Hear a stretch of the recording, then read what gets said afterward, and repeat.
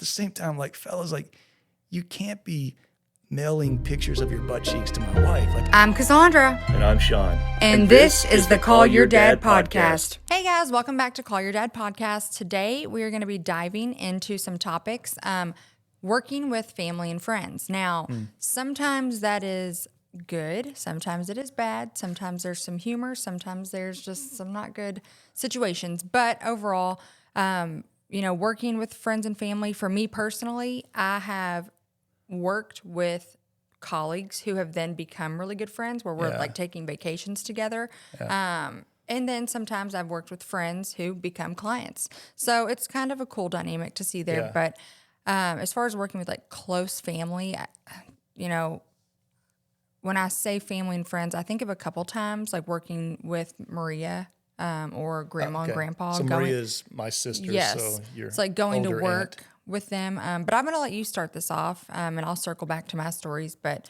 tell me a little bit about working with friends. You make a good point. Sometimes we have friends who we end up working with, but I think for a lot of people, I know it's been the case for me, most of my friends became friends after I began to work with them. Sure. Right? Like most of like my good friends to this day are people that I first worked with because, when you're working with people, it's not all about having a good time. I mean, I think people really bond in hardship and misery when you're getting and stuff challenges. done. Setbacks, right? So that does, though, create some interesting dynamics. You talked about sometimes good, sometimes bad. It can always present challenges, but I wouldn't trade it. I'm so glad that I had true friends that I worked with. Not everybody was my best buddy, but, that short list of people that I could call at 3 a.m. and say, I need help, those tended to be people who became friends I worked with. Now, it changes when you are in a position where you have to hold them like professionally accountable. Like we're best buddies, but Friday at 4 p.m. is Friday at 4 p.m. The deadline is passed. Where is it, right? So like in my case, I grew up quite a bit within a squadron that once upon a time I was the most lowly entry-level position. And then, some years later, I was the commander. So when you grow up in the same village, people remember you. People remember like once upon a time, remember when that idiot did, well, now I'm your boss, right? So now things have kind of changed. But like, one time, some younger guys, they weren't kids, but they were younger than me. We were on a deployment, and I love these guys. They were a crew who were flying mission after mission, very good at what they did. Well, at one point, they get this brilliant idea. So they go out to an airplane, unbeknownst to anybody else, and they strip down to their boots, their gloves, and their aircrew helmet. And they got their visor down, their oxygen mask on, and the only thing else they're wearing are these red, white, and blue star-spangled man thongs. Oh. And they all stand there posing, and they get somebody to take a picture of them. I don't know that. Right? I don't know any of that. Well, fast forward, the deployment's over, and I come home from work, and Mom says, "Well, look what your friends sent me," and they had turned it into a Christmas card and mailed it to my wife. Right? And on one side it said like, "We wish you a Merry Christmas," and it's them from like the front, and then you flip it over, it says, "And a Happy New Year." And it's them with their backsides, facing, right? Now, of course, I think it's hilarious. Right. It's hilarious. That's so funny. Like, all right, this is what makes this place fun to work. Right. Because that's a long. I mean, that was a lot of work. This was a strategic prank, right? Which so I those are give the them best. credit, the patience, the forethought. But at the same time, like, fellas, like, you can't be mailing pictures of your butt cheeks to my wife. Like I'm your commander. Right? Like, so there were some times where I had to basically almost pretend to be upset. Like I had to pretend to feign a little bit of indignation. Even though I'm glad that guys like that, are getting after it because, when our personal and professional lives interact, it creates some interesting dynamics. And sometimes when people at work see you like in mom mode or dad mode, it's a little bit shocking. Yeah, like, oh wow. It was kind of like when you're a kid and then like you see your teacher out in public. You're like, whoa. Yeah, like whoa. My teacher goes to Kroger. Whoa. They wear jeans. Yeah. Wow. So that same deployment where these young men, the Air Force's finest, sent pictures of themselves in man thongs, to my wife. We get back from that deployment and it's pretty close to Christmas time.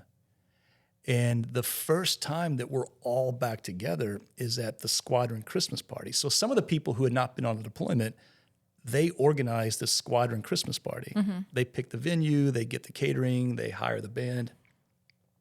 So I'm the commander, I'm there.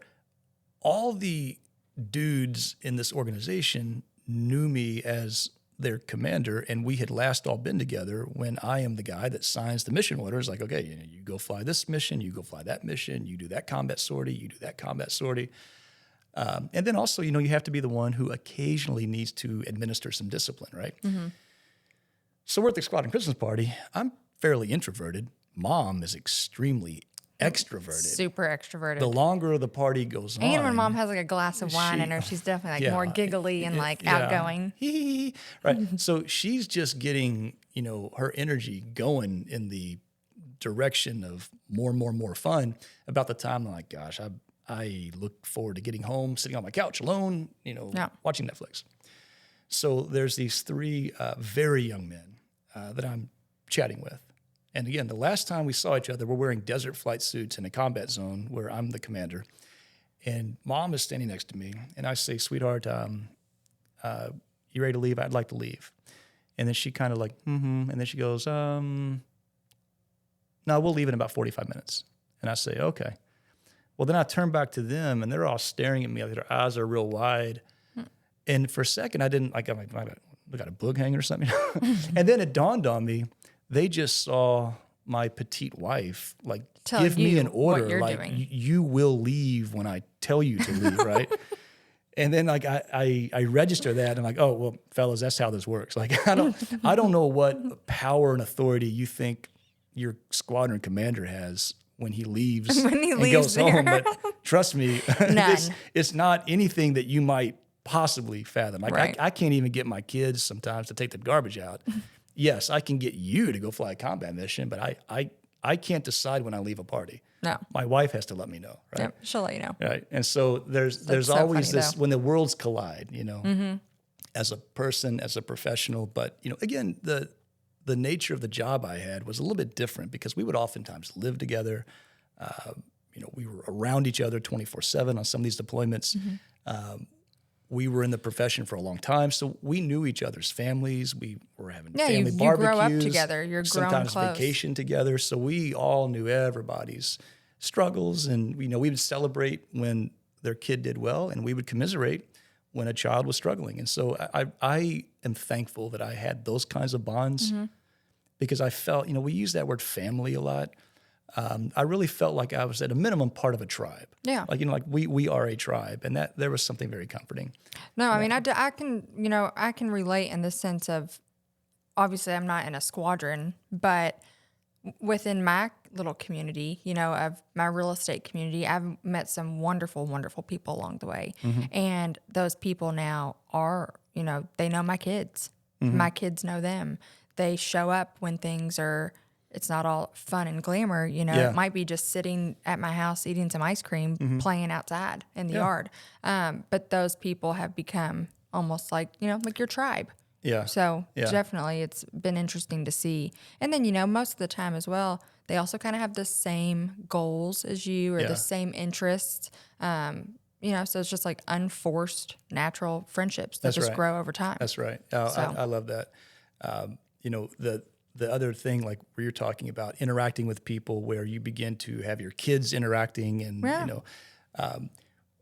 when we would be on deployments, it was not uncommon for us to receive care packages where perhaps a school teacher or a child youth group leader or maybe a scout leader would say, all right, kids, for today, we're all going to write letters to the people that are overseas, like defending our freedom or, whatever the grand theme would have been.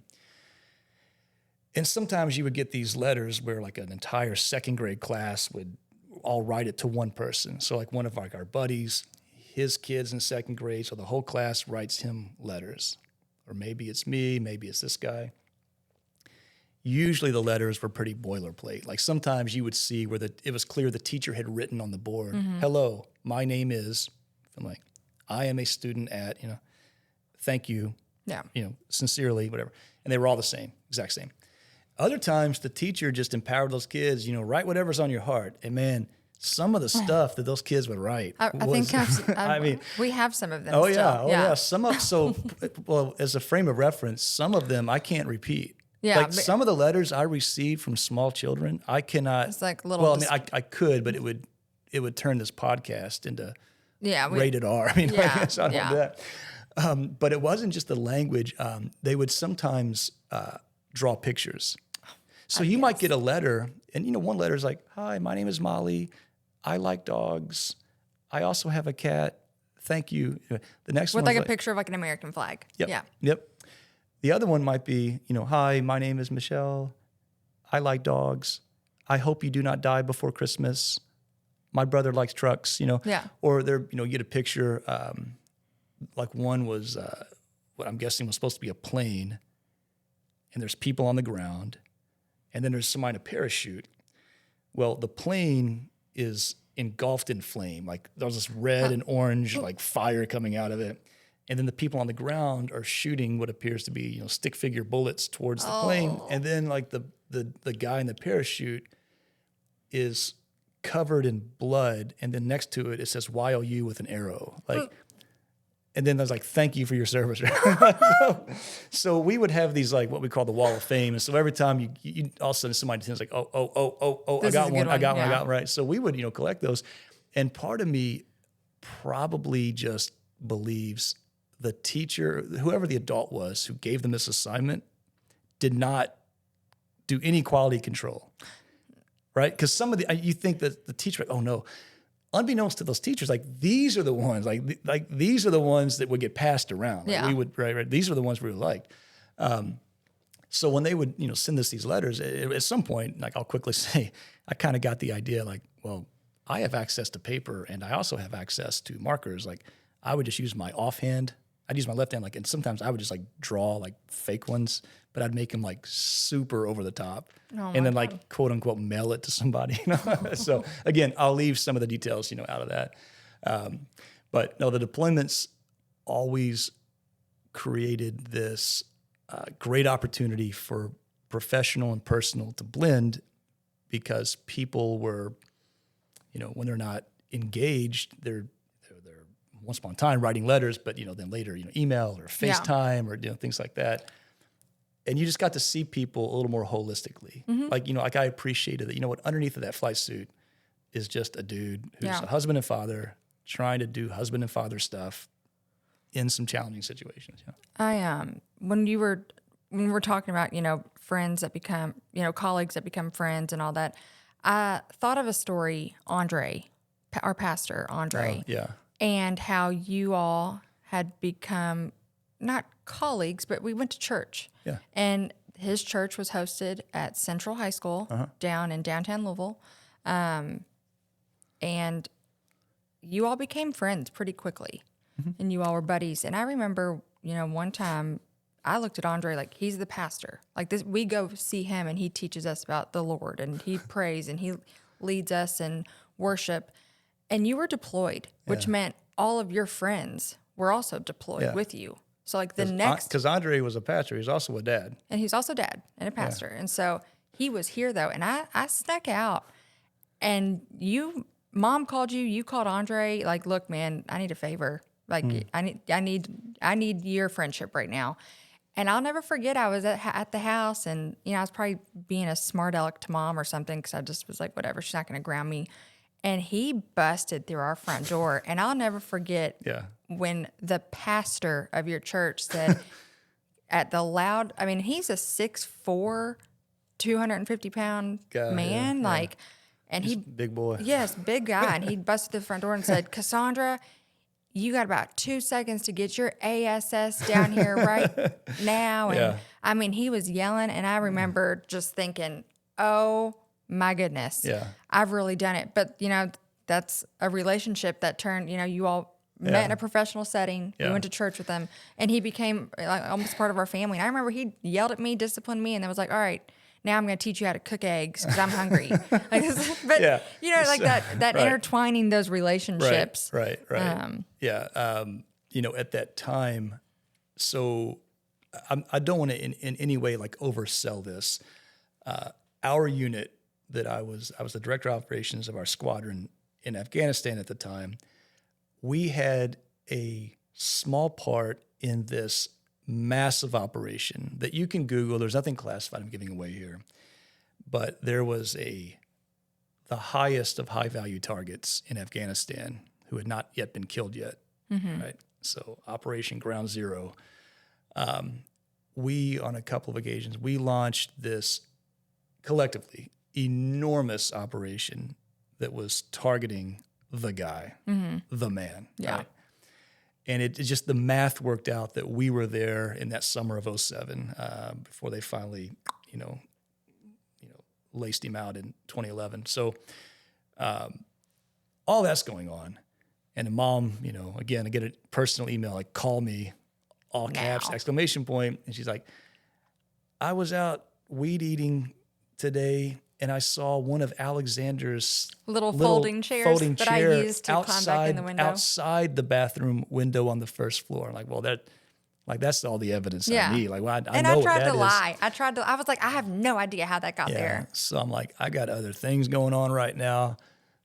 So I just, you know, got the satellite phone, called Andre, gave him about a 30-second overview. He's like, I'm on it. Click. Yep. Yeah. But that's good. I mean, but those are the friends where it's just like, that is a real friend. Yeah. Like this isn't like a fun time. There's nothing to gain here. Like, I need you. Yeah. And that's like, there were other times, like when I was deployed, I had friends that I called that would come over because they were not deployed. And, you know, like he and his wife would come over, and specifically so he could throw football or baseball with Alexander in the front or backyard. And I would just tell anybody, if you don't have professional acquaintances like that, man, you're missing out. Yeah. When you have a professional acquaintance that is like that, now you know that you've got a legit friend. Right, because they get it, and they're sitting there, they're helping you, and you are going through things together. So it's so nice to be able to lean in, and lean on. Now the flip side is that it's not always sunshine and rainbows. So another time when we're deployed, you know, these are friends of mine. Like I may have been the quote unquote authority figure, but these are people that I flew with. It's just like a line, you know, flying crew dog, you know. And so again, some things, even though you in your heart, like this is good. Like this is a tight, funny prank, but I have to play a character, at least for this moment. So this crew is out, and they're told to hold at this anchoring point, waiting, I think, to do an airdrop. So they're supporting something on the ground, but it did not have a defined what we call TOT, or time on target. It was basically loop around this anchor point in this airspace, in this dedicated kill box, and then when they need you, they'll call you in. And then you go. So these guys, they might be there for 5 minutes, they might be there for an hour. They're just going to have to drive racetracks in the sky. Racetrack. Well, at one point, the guy computing all the navigational turn points comes up with a pretty elaborate pattern that was maybe 50 miles wide. So he plugs it into the computer, and they fly it. And after they fly it, he then turns on the Combat Tracker 2 GPS breadcrumb trail that will show you like every place you've been. He had in the airspace flown like a 70-mile long penis with, I mean, I'll tell you what, I feel like you men, like, literally never grow up. Right. I feel like... No. There's I guilty. feel like you all are literally children. Guilty as charged, right? So, Like... like I said, it's indefensible, right? I mean, it was, and it was very... Drawing penises and farts. Right. Like, you all, for Yeah. some reason, that will just... I don't so know. childish. I don't know at what age either of those are no longer funny. It ain't 51. Like, I know that. So first off, I mean, it was very like accurate and replete. You know, had the leading man and the two supporting actors. Let's put it that way, right? And so they land, and I'm like idiot. I said, you know, you guys are like data linked to everybody in U.S. Central Command. I said, over at Al Udeid at the massive headquarters where they have these huge IMAX style screens in this Starship Enterprise looking thing from the future, you know that they can flip the switch on everybody's traffic pattern. And then when they do that, they're going to see all these straight lines and ovals all over, you know, the AOR, area of responsibility. And then there's going to be one very distinct, very specific shape. I said, so you had better pray to the God of little punks or whoever it is that looks out for you. I said, because what do you think is going to happen when they're going to then dial up the identifier? They're going to see, oh, well, that's that call sign. They belong to the such and such expeditionary squadron out of Bagram.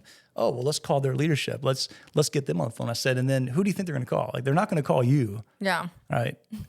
I'm going to get the call, and I'm going to have some disgruntled middle-aged man, 3-star general, you know, reading me the riot act. So, again, that's one where you have to really hard try not to send too many mixed messages. Like Right. You can't let them know, like, wink, wink, nod, nod. I'm just saying, you know, because you can't do it again. Like, please do not do this again. Yeah. Please don't do this. Go invent something else to do, right? But just like don't do this again. Please don't do this. Because sometimes, you know, you kind of applaud the panache. You know, it's not a work story, but one time Alexander is home with me. You and Mom were not there, and I'm on the first floor, and all of a sudden I hear from the living room in the foyer by the front door things crashing to the ground, like Yeah. So I walk out there, and Alexander, who was 4 or 5, Yeah. he has a bunch of your toys. So you would have been like 11 or 12 at the time. So your toys would have been like some makeup kits Yeah. or Barbies, you know, something you still Yeah. had in the bedroom. And he's just holding them over the banister from the second floor, and he's just dropping them, and he's saying, parachute, you know, parachute.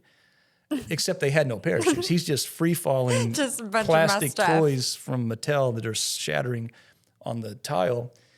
I'm like, what are you doing? He's like, oh, I'm doing parachute. Like, well, don't do that. And about the time I was saying that, he drops another one. And I'm like, he picks up one more. I said, don't you dare drop that. And he's holding it over the banister.